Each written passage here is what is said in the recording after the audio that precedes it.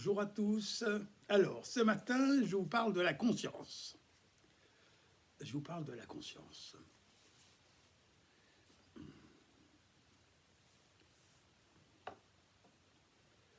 Ce matin, Bonjour. Alors,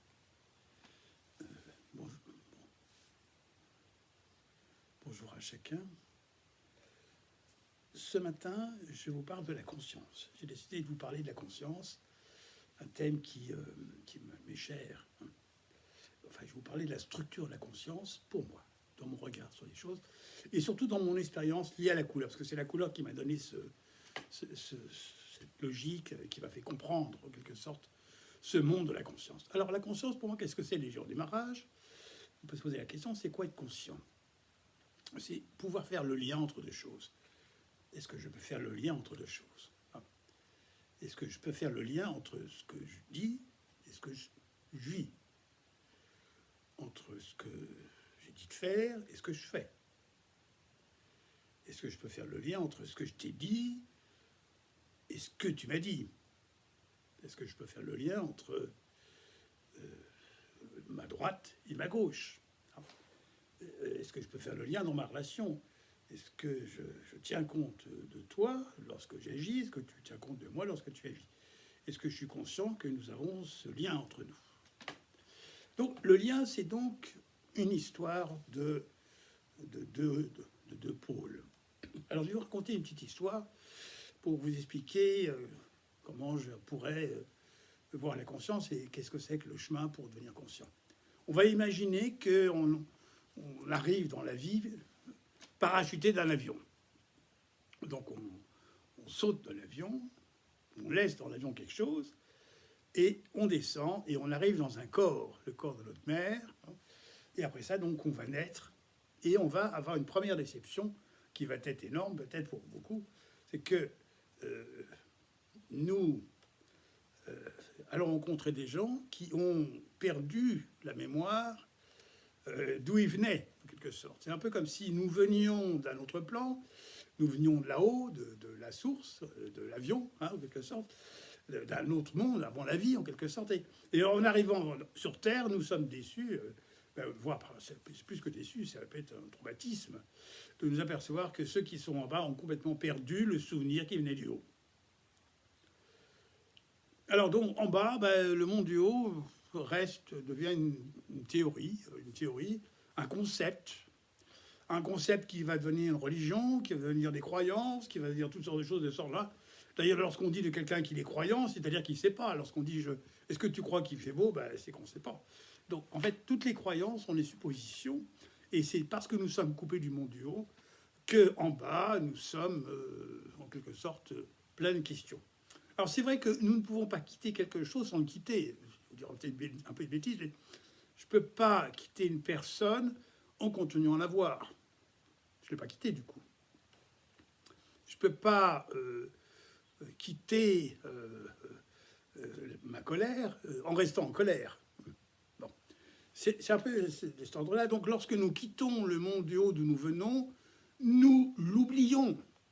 Nous l'oublions forcément, puisque nous ne pouvons pas faire les deux choses en même temps. Donc, alors, lorsque nous incarnons, nous allons oublier d'où nous venons. C'est le sens du blanc, d'ailleurs, le blanc, avoir un blanc. Et c'est aussi la couleur de la réincarnation en Orient, qui va nous dire que la mort, c'est le blanc, parce que nous avons à ne pas nous souvenir de la vie qui vient de s'écouler, pour renaître dans la virginité, dans le blanc, le plus pur que tout, en ayant oublié d'où nous venons. Et je ferai une petite capsule sur le blanc à un moment donné. Donc alors, nous arrivons en bas, et nous laissons quelque chose dans l'avion. Qu'est-ce que nous laissons dans l'avion? Bon, nous laissons notre âme dans l'avion. D'ailleurs, nous verrons que nous ne pouvons pas localiser au niveau du corps notre âme.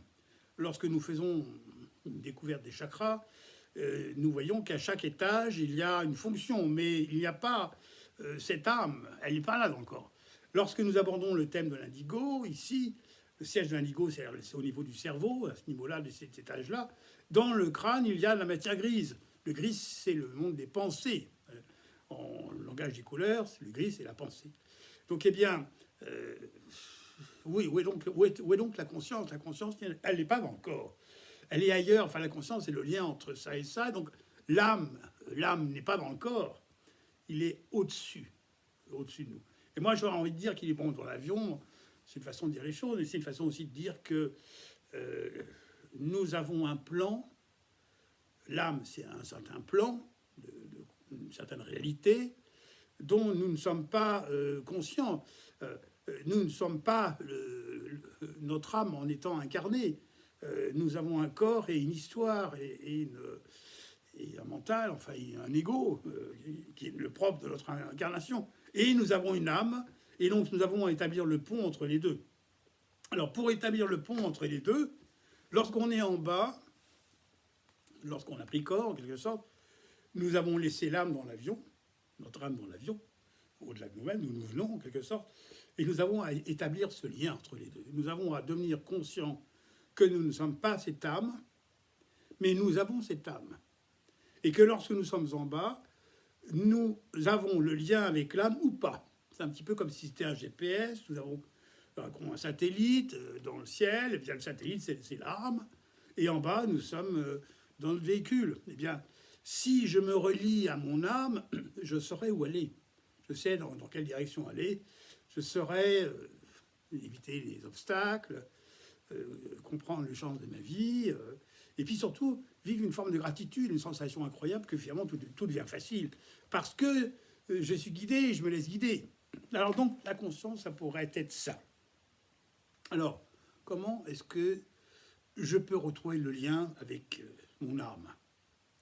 Alors pour ça, je dirais que ça commence par la couleur bleue. Ça commence par la couleur bleue.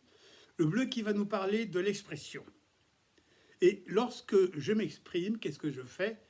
Je laisse mon âme parler, en quelque sorte. Mais on verra que c'est l'intuition aussi, le bleu. C'est-à-dire que c'est comme si ça disait, c'est parce que tu te laisses aller dans ton intuition que tu dis quelque chose qui vient de ton âme, et pas de ton mental, ou pas de tes connaissances, ou pas de ce que tu as acquis, en quelque sorte. Donc, on peut dire que l'artiste qui est inspiré est relié à son âme. Donc ça, c'est une chose. Et les artistes, les créateurs, cherchent par tous les moyens à se relier à cette dimension 2. Parce que lorsqu'ils se sont reliés à cette dimension 2, ils peuvent en faire un spectacle, ils peuvent en faire... C'est une œuvre qui arrive, il y a quelque chose de magnifique qui arrive. Donc arriver à se souvenir de ça, alors bien souvent, c'est la drogue qui était un moyen à une époque, je pense à l'époque des Beatles, pour pouvoir effacer ce qui empêche le contact direct avec cette source-là. Alors, qu'est-ce qui va empêcher le contact avec cette source-là? Eh bien, c'est donc nos systèmes, nos comportements, notre histoire. Et tout ça, ça se résume avec une seule couleur, la couleur indigo, qui va nous dire que c'est la couleur à la fois de la conscience, mais c'est aussi la couleur des schémas, des systèmes répétitifs favoris, tous nos schémas, tous nos comportements. Et donc, l'indigo va nous parler de nos comportements. Alors, comment est-ce qu'on va commencer à les découvrir, nos comportements? Qu'est-ce que ça veut dire un comportement? Ou du moins, à quoi ça sert, cet indigo? Parce que c'est la couleur de la connaissance de soi. Pourquoi va-t-on chercher à se connaître? Eh bien, dans ma perception, nous allons chercher à nous connaître pour pouvoir effacer l'obstacle qui nous permet de nous relier directement à notre source, à notre espace de création, à notre âme, en quelque sorte. Alors ça va commencer par l'indigo naissant qui va nous dire que nous avons à nous détacher de la fusion. La fusion, c'est la couleur de la fusion, qui va nous dire nous avons à nous détacher de la fusion, nous avons à nous détacher de l'idée que l'autre est comme nous ressemble. Bon, je ferai une capsule sur les blessures dont la cause essentielle, c'est la fusion. Donc la première étape, nous avons à nous détacher de ce que c'est que la fusion. L'autre n'est pas nous. Ensuite, nous avons à découvrir les systèmes de la dualité, ce que nous voulons, ce que nous ne voulons pas. Et c'est ça qui fait obstacle. C'est parce que nous voulons des choses que nous allons nous couper de notre source, de l'âme, de notre source. C'est parce que nous voulons des choses que nous n'avons pas et que nous voulons absolument avoir que nous allons nous couper. Donc en fait, pour pouvoir arriver à ne plus être coupé de son âme, il faudrait arriver à faire l'indigomature. Et l'indigomature, qu'est-ce que c'est? C'est la conscience du présent. C'est pouvoir être dans le présent sans rien d'autre que le présent. Et en étant dans le présent sans rien d'autre que dans le présent, à ce moment-là, je peux me relier à cette dimension de mon âme. Voilà, j'ai essayé de vous expliquer les choses telles que je les vois. Donc, alors, c'est quoi la conscience? Le chemin que nous avons à faire dans l'indigo, c'est voir tous les schémas, tous les scénarios dans lesquels nous nous mettons, parce que nous voulons être ceci ou cela. Et c'est toute notre histoire. Notre histoire, c'est que nous voulons être différents de ce que nous sommes.